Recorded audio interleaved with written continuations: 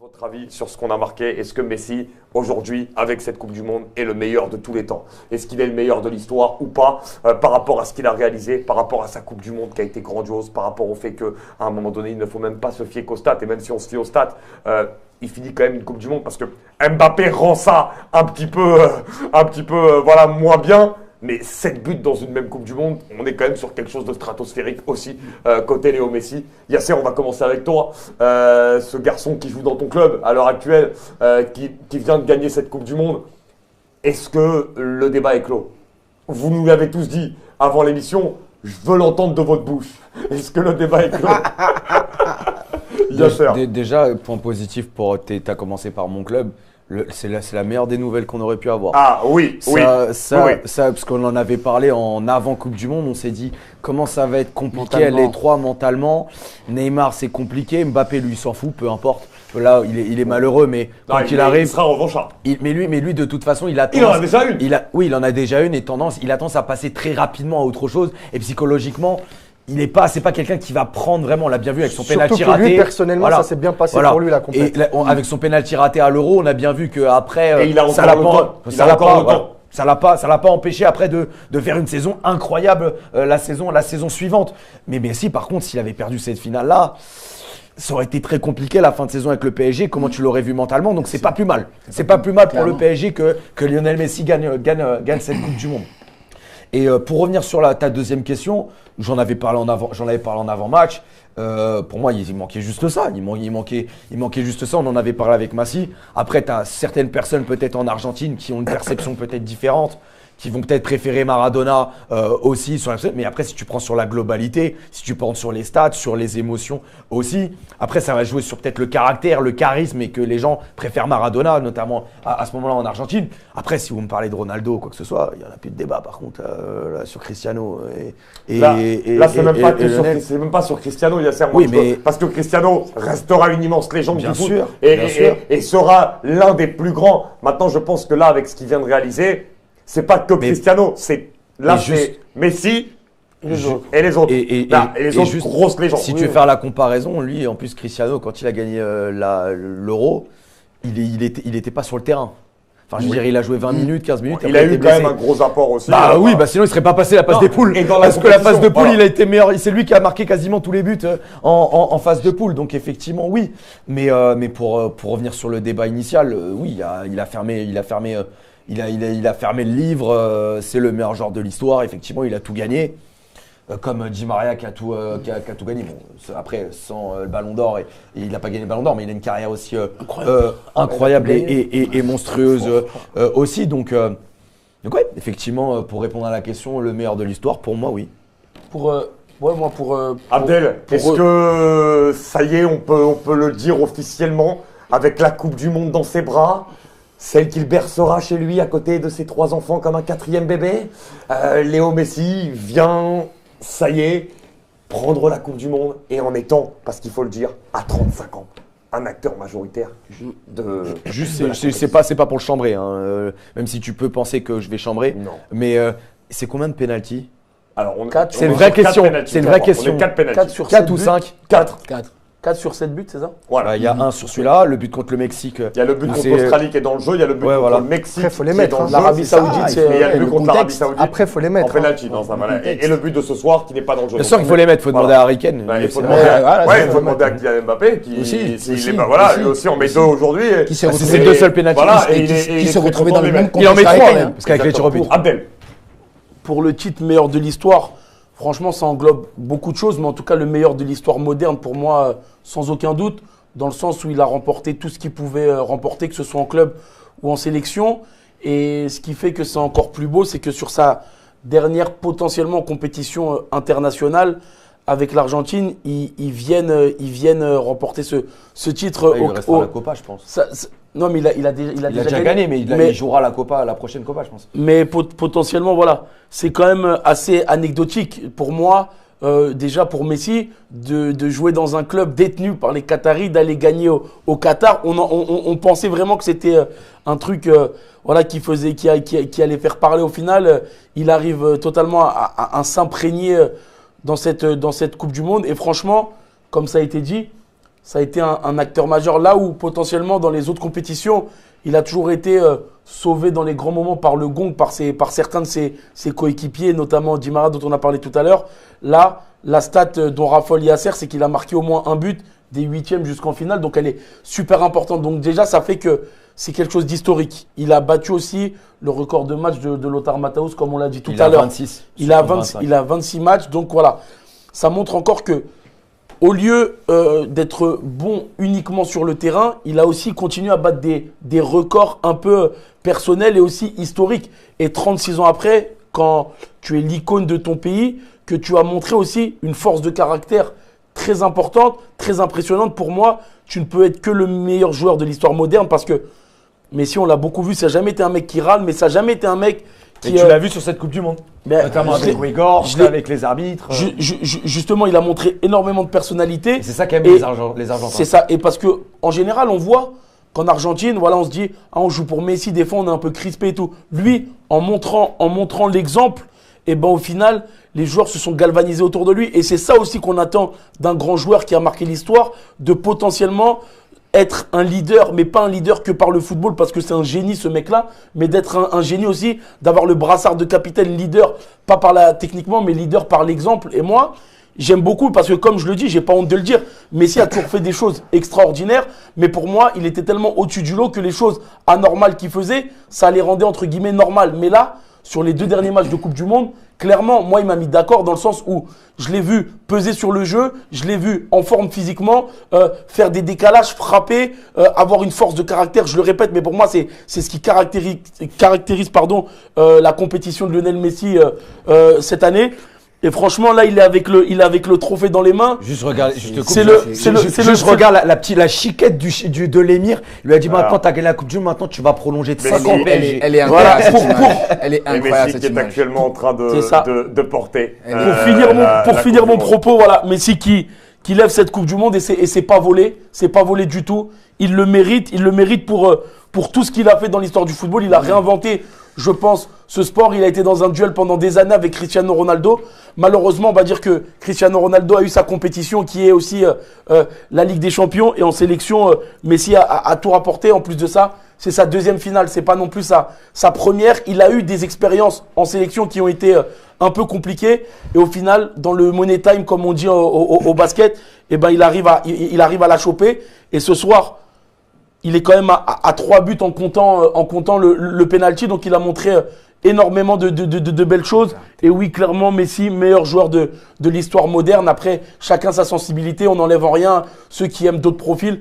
Mais il faut reconnaître que le bonhomme a été super bon tout au long de cette compétition et notamment dans la majorité de sa carrière. Les amis, je vous rappelle bien sûr avant de donner la parole à Massi et à James, oui c'est dur de faire cette émission pour moi aujourd'hui.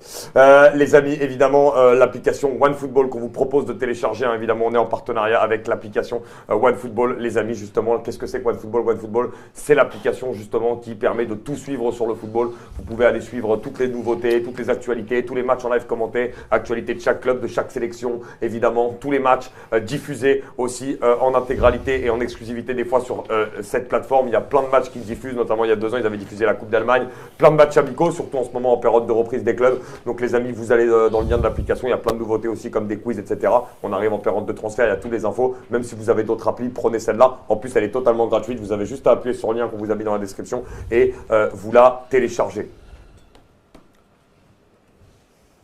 C'est un mot grande. Et non, je ne sais pas encore comment réagir, mais on va y aller après. James et Massi, par rapport à Léo Messi. Aujourd'hui, Messi et Kylian Mbappé deviennent les joueurs à être impliqués sur 10 buts en Coupe du Monde. Depuis Maradona en 86, 5 buts, 5 passes D. Hein?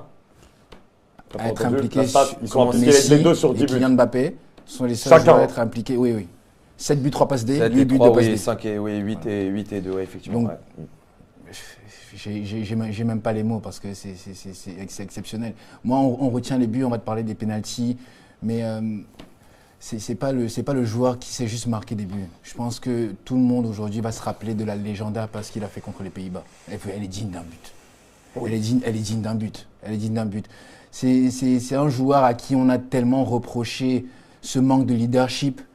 On a vu cette première phase de leadership qu'il a montré en Copa América, notamment avec le fameux discours contre le Brésil, juste avant d'entrer sur la pelouse. Aujourd'hui, moi, j'ai vu un Messi revenir défendre. J'ai vu un Messi tacler derrière les joueurs. J'ai vu un Messi encourager ses partenaires. J'ai vu un Messi passer au-dessus de ce côté émotionnel. Parce que c'est ça qu'on lui a toujours reproché, ce côté émotionnel. C'est la chose qu'on reproche à Neymar, finalement. Finalement, c'est la chose qu'on reproche à Neymar. Mais aujourd'hui, qu'est-ce que vous voulez de plus? Il prend la Coupe du Monde en étant décisif. Quoi de mieux que de mettre un doublé, en prenant ses responsabilités, en prenant le premier penalty et montrer l'exemple à ses partenaires devant 60 000 Argentins. Je pense qu'aujourd'hui, on parle de comparaison, mais c'est le meilleur de l'histoire, sans aucun doute. Il prend le dernier titre ultime qui lui manquait. Après tout ce qu'il a fait en Europe, je pense qu'en Europe aujourd'hui, sans aucun doute, personne ne peut entrer dans un débat de qu'est-ce que Messi n'a pas remporté. C'était le dernier titre ultime à prendre. Dans un match d'anthologie, tu ne peux pas avoir mieux comme scénario. Et je pense que tout au long de la compétition, on l'a bien vu, les dieux du football étaient avec lui. Les dieux du football étaient avec lui.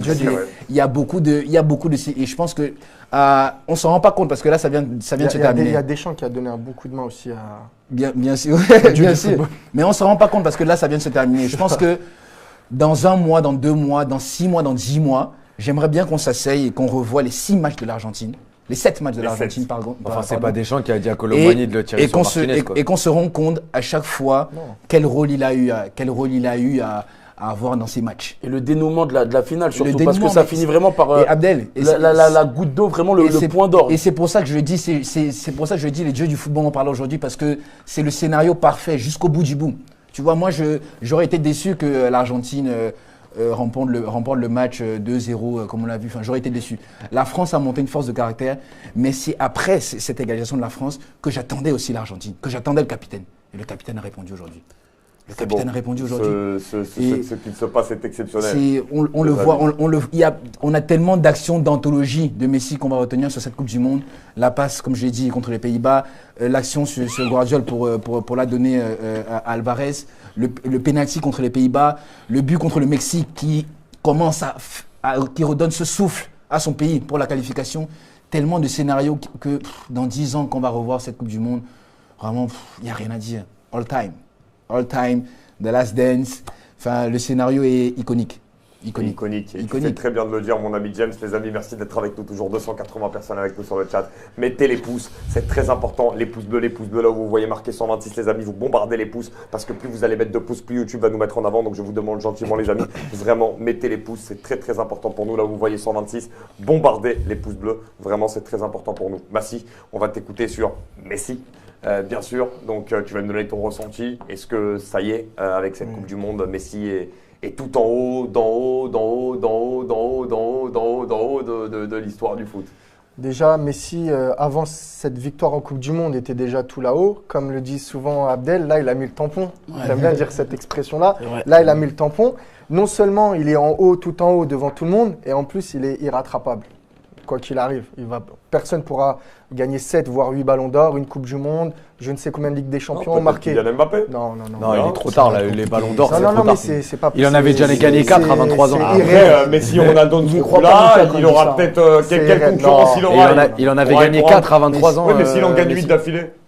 Mika, ouais, mais Mika, je rejoins Massi avant de lui donner la parole. Il a fait l'impossible. Voilà, et surtout, quand on se rappelle de ses premiers matchs, il rentrait avec le Barça il y a bientôt presque 20 ans. Et avec ses petits cheveux longs, numéro combien, 30, c'est ça? 30 après 19. Et là, maintenant, il finit sa carrière parce que bon, il reste 6 mois avec Paris. Peut-être qu'il ira aux États-Unis ou je ne sais pas qu'est-ce qui se passe après. Non. Avec la chiquette qu'il vient de lui mettre, il va prolonger. Hein. Mais il n'a pas recruté avec les États-Unis, New York. Il a une année supplémentaire, c'est juste qu'il doit accepter. Il a une année sur son contrat. En tout cas, là, c'est la fin. Même moi qui suis un fan de Cristiano Ronaldo, mais de toute façon, même Cristiano va le dire lui-même que Messi il est au-dessus. Et s'il gagne avec des champions avec le PSG? Même, même si Ligue des Champions, la Ligue des Champions, il l'a déjà gagné. S'il gagne avec la Ligue des Champions avec le PSG dans un club qu'il n'a jamais gagné. Ah oui, non, là c'est. Non, mais même ça change rien. Ça change rien. Ah non, mais je dis pas que ça change rien, je dis juste que ça va juste Ouais. Bien sûr, bien sûr. Accentue encore plus. En la tout, cas, boue. en tout cas, par rapport à ce que tu disais, Abdel, où tu parlais du foot moderne, moi, je parle pas que du foot moderne, je parle de l'histoire. Il n'y a jamais personne qui a eu autant de trophées, que ce soit individuel, que ce soit dans le palmarès, que ce soit dans les statistiques, que ce soit, voilà, même si Cristiano il a sa Ligue des Champions pour lui, avec toutes les stats, etc. Messi, là, il a tué le jeu. Aussi, Messi, comme je le disais, a passé pas mal d'années en Argentine sans de gros joueurs argentins. Ça fait très longtemps que l'Argentine ne fabrique plus de gros joueurs. Gagne cette Coupe du Monde avec des Montiel, des Acuna, des McAllister tout jeunes, des Alvarez tout jeunes, des De Paul, des Paredes. C'est pas une équipe qui est brodée pour gagner la Coupe du Monde normalement s'il n'y a pas le collectif et l'apport du coach. Déjà, il y a ça. Et en plus de ça, ça fait plus de 20 ans qu'une équipe sud-américaine n'avait pas gagné la Coupe du Monde. Ça, depuis 2002, il me semble, avec le Brésil. Et il a ramené cette coupe parce que voilà, on parle du Maroc pour l'Afrique et le parcours du Sénégal, mais pour les Sud-Américains aussi, c'est une compétition qui va chez eux et qui place encore l'Argentine sur le toit du monde avec une 3e étoile. Voilà, la France et l'Argentine ce soir avaient l'opportunité de se rapprocher de ceux qui en ont gagné le plus. Et donc bravo à lui. Et de toute façon, il est incomparable ce joueur, et que ce soit dans les stats, dans les vidéos où il marque des buts ou non, mais ce qu'il apporte au football, les multiples actions qui n'ont pas fini au bout et tout ce qu'on en dit, c'est le meilleur joueur de l'histoire et de loin devant. Et voilà, on a eu la chance de le vivre et bravo. C'est quelque chose qui est sensationnel, qui est stratosphérique. On va peut-être aujourd'hui, moi, messieurs, me reprocher, me dire que voilà, je ne peux pas non plus peut-être acclamer Messi ou être heureux pour lui parce que je dois être supporter de l'équipe de France. Je l'entends par rapport au fait que j'ai soutenu aussi pendant le match ma nation qui est la France. Mais les gens là, les donneurs de leçons, ils ne pourront pas m'empêcher, moi, fan de football, ce soir d'être heureux pour Lionel Messi. Pourquoi les gens ne pourront pas m'empêcher d'être heureux? Parce que chacun a sa sensibilité football. Bien évidemment que je soutenais l'équipe de France, mais bien évidemment que ce soir, pour Messi, je suis l'homme le plus heureux du monde pour lui. Pourquoi? Parce qu'il le méritait, parce que le football la lui devait. Pourquoi? Parce que Léo Messi est un joueur qui représente plus que du football pour certaines personnes. Et parce que c'est normal que moi, quand j'étais petit, que moi, j'ai grandi avec le football. Et ben moi, avec ce que j'ai grandi, Léo Messi m'a fait aimer ce sport et plus que l'aimer. Et Messi m'a fait transmettre de manière régulière encore plus d'émotions que ce qu'aurait pu me transmettre l'équipe de France aussi il y a 4 ans, en 2018, et également sur cette Coupe du Monde. Pourquoi? Parce qu'il a réalisé des choses qui sont incalculables, qui sont inqualifiables et qui vont au-delà même d'un simple joueur du foot. Ce qu'a fait ce garçon Léo Messi, c'est du génie. Oui, j'étais à 2 doigts des larmes. Oui, j'ai lâché une larmichette en bas quand j'ai vu qu'il l'avait prise. Et bien, mais personne ne pourra me reprocher ça parce que j'ai grandi avec ce garçon, moi. J'ai grandi avec le football de ce garçon. Ce garçon m'a apporté des émotions que je ne pouvais pas connaître. Moi, mon père, il venait me prendre à l'école à 11 ans, il m'a amené au Camp Nou et il m'a amené voir ses débuts avec le numéro 30. Quand Ronaldinho lui faisait le passage de témoin. Parce que Ronaldinho était mon joueur préféré. J'ai vu ce mec de ses 17 ans jusqu'à aujourd'hui. Et en termes de régularité, je n'ai jamais vu un mec faire autant de belles choses que ce qu'a fait ce garçon-là. Il a été gagné 3 Ligues des Champions. Il a été gagné 8 Ballons d'Or. Il est parti te mettre... Ouais, peut-être 8 maintenant. Bonne anticipation. Voilà, j'essaye d'anticiper. Il est parti te faire des choses incroyables. Jusqu'à ses 33 ans, il n'avait rien gagné avec sa sélection. Un mec à son poste, à 33 ans, ne peut plus se permettre de tout faire. Il ne peut plus se permettre de tout faire. Et malgré ça, il est capable de réussir à 33 ans à devenir un joueur extraordinaire et un joueur qui est capable à 33 ans d'aller faire gagner à son équipe une Copa América et ensuite en étant le meilleur buteur, le meilleur passeur, le meilleur joueur de la compétition et ensuite en arrivant sur une Coupe du Monde où il y a toutes les plus grosses équipes du monde d'arriver sur chaque match. On les a vus les matchs. Sur chaque match, dans le jeu, l'influence, au-delà des stats. Mais sinon, il stat sur chaque match, à part contre la Pologne, où il te fait l'avant-dernière passe qui te donne quasiment le but. Contre le Mexique, à bout portant, il va chercher cette frappe. Au moment où l'Argentine est pas bien, très clairement, elle n'est pas bien. Contre l'Australie, il va marquer ce but, cet enroulé. Incroyable, au moment où l'Argentine n'est pas bien. Contre les Pays-Bas, il va prendre ce pénalty, il va le marquer. La passe, sur Molina, elle est venue d'ailleurs. Quand ensuite il arrive sur la séance de tir au but contre les Pays-Bas, il pose le ballon, il va tirer en premier, il tire magnifiquement bien, nos pertes ne peut rien faire. On arrive en demi-finale contre la Croatie, 3-0, avec une des actions de la Coupe du Monde, face à un des meilleurs défenseurs de la Coupe du Monde. Le moment où il se balade, et où il va éliminer tout le monde. Et sur cette finale, la force mentale, ils mènent 2-0 à 10 minutes d'être champion du monde. Ils se font rattraper par un génie français. En prolongation, ils vont remarquer le but. Ils reprennent un coup sur la tête, encore par le même génie français. Et derrière, on va et on se retrouve à un moment donné où aujourd'hui, on est en finale de la Coupe du Monde. Mbappé marque le but derrière. Mbappé tire en premier avant lui les pénaltys. Il tire comme s'il était à l'échauffement. La frappe, les gars, l'absence de pression. L'absence de pression. Il a 35 ans, il joue sa vie. Et il est parti aller chercher la Coupe du Monde. Il est allé sur le toit du monde. Mais qui peut me reprocher aujourd'hui de ne pas être content pour ce monsieur par rapport à tout ce qu'il amène pour le football? Je suis déçu pour l'équipe de France. Bien sûr, j'ai de la peine. Mais comment ne pas être heureux pour lui? Ce mec est la définition du football. Le football, ce sont les émotions, les sensations, les poils qui frissonnent. C'est exceptionnel ce qu'il nous amène. L'émotionne, la passionne. J'ai tout pour lui. J'ai tout pour toi, garçon, parce que ce que tu m'apportes, c'est exceptionnel. 7 ballons d'or, 4 Ligues des Champions, il y a celle de 2006. Tous les plus gros trophées. 3 4. 4. Avec 2006. Tous les plus gros trophées. il était dans tous le les groupe, plus gros joueurs. Tous les plus gros trophées de meilleurs joueurs de toutes les compétitions. Qu'est-ce que vous voulez nous faire de plus? C'est le plus grand de toute l'histoire du football et de très très loin. Oui, j'ai pleuré tout à l'heure, je ne repleurerai pas maintenant. Je vais essayer d'être fier. Mais il est un génie. Il a tué le jeu. Refermez la porte, fermez tout et rentrez chez vous. Rentrez chez vous. Léo Messi est le meilleur joueur de l'histoire de tout le football. Tout le football. Et quand je te vois porter la Coupe du Monde avec tes coéquipiers à 35 ans, en étant un acteur majoritaire, bravo.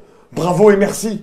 Merci. Le football te l'a devait, tu l'as pris, bravo. Qu'est-ce que tu veux que je te dise de plus à part que tu es le meilleur joueur de tous les temps, le meilleur joueur de la historia del football et que même l'équipe de France, même Didier Deschamps, en Coupe du Monde, n'a rien pu faire face à toi aujourd'hui. Et juste pour ça, on doit s'agenouiller devant Léo Messi. C'est un monstre. Bravo garçon, bravo. Qu'est-ce que tu veux que je te dise à part que tu m'as mis les larmes, tu m'as mis la émotion, tu m'as mis les sensations. J'ai grandi avec toi. Et te voir faire ce parcours-là aujourd'hui, pour moi, c'est le résultat d'une carrière exceptionnelle, de sacrifices exceptionnels. Et tu es pour moi de loin l'icône, la légende du football mondial.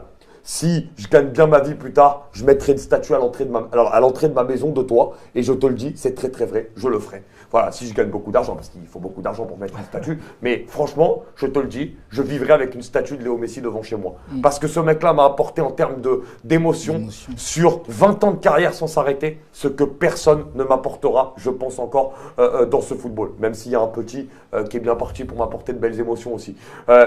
Voilà, je suis désolé. Je vous donne la parole.